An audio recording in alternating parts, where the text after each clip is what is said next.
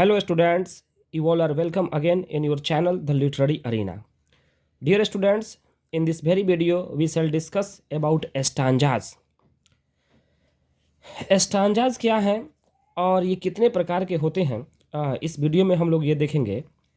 Stanza जो है वो प्रोसडी का पार्ट होता है। प्रोसडी जो है, प्रोसडी इंग्लिश ग्रामर को 5 भागों में बांटा गया है: orthography, etymology, syntax, punctuation and प्रोसडी।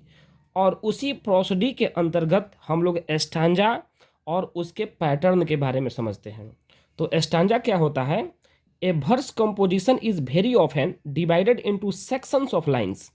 Such sections are called stanzas which may take a variety of forms. मतलब कि ये वर्स कंपोजिशन जो होता है, यानी कोई भी कविता होता है, उसे हम लोग छोटे छोटे खंडों में, छोटे छोटे टुकड़ों में बांटते हैं और उन्हीं टुकड़ों को हम लोग स्टांजाज कहते हैं। और ये स्टांजाज जो होते हैं ये विभिन्न प्रकार के हो सकते हैं। तो डिफरेंट टाइप्स ऑफ स्टांजाज, सबसे पहले हम लोग देखते हैं स्टांजा ऑफ 2 लाइन्स, यानी कि जिस स्टांजा में 2 लाइन होता है, जिस छंद में, से छंद हिंदी में कहते हैं कि जिस छंद में 2 लाइन होता है उसे हम लोग कपलेट कहते हैं, हिंदी में दोहा।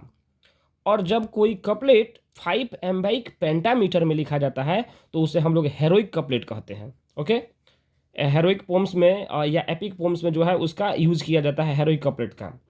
स्टांजा ऑफ 3 लाइन्स, यानी कि जिस स्टांजा में 3 लाइन होते हैं उसे हम लोग ट्रिपलेट कहते हैं, या टेरसेट कहते हैं, या टेरजा राइमा कहते हैं।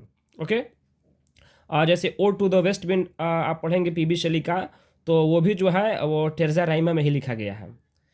अब आता है स्टांजा ऑफ 4 लाइन्स। 4 लाइन का जो स्टांजा होता है उसे हम लोग फ्रेंड्स क्वार्टरन कहते हैं, चौपाई।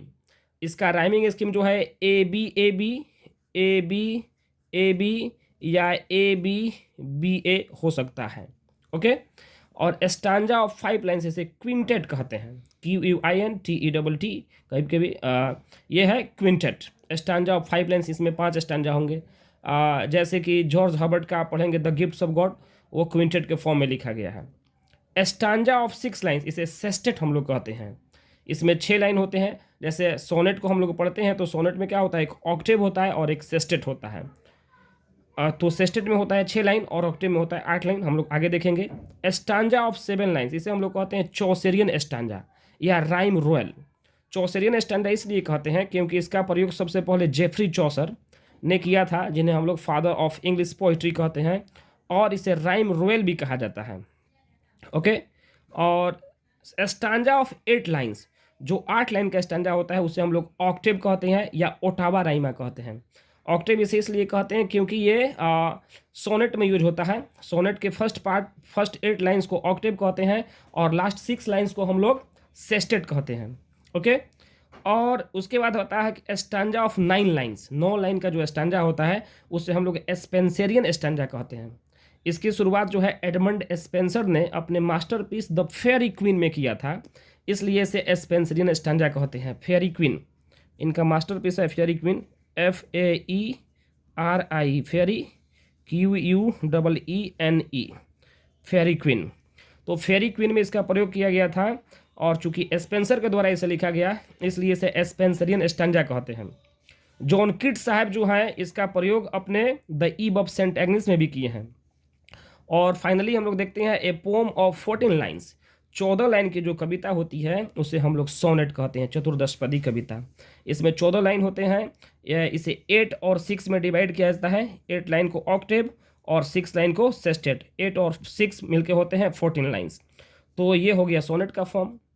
अब सोनेट जो होते हैं टू टाइप्स के होते हैं, शेक्सपियरियन सोनेट और पेट्रार्कन सोनेट।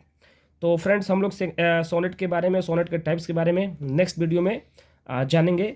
तब तक के लिए धन्यवाद। आपने अपना कीमती समय दिया, इसके लिए मैं आपका आभार व्यक्त करता हूं। चैनल को सब्सक्राइब करें, वीडियो को अधिक से अधिक शेयर करें। Thank you very much. Thank you friends.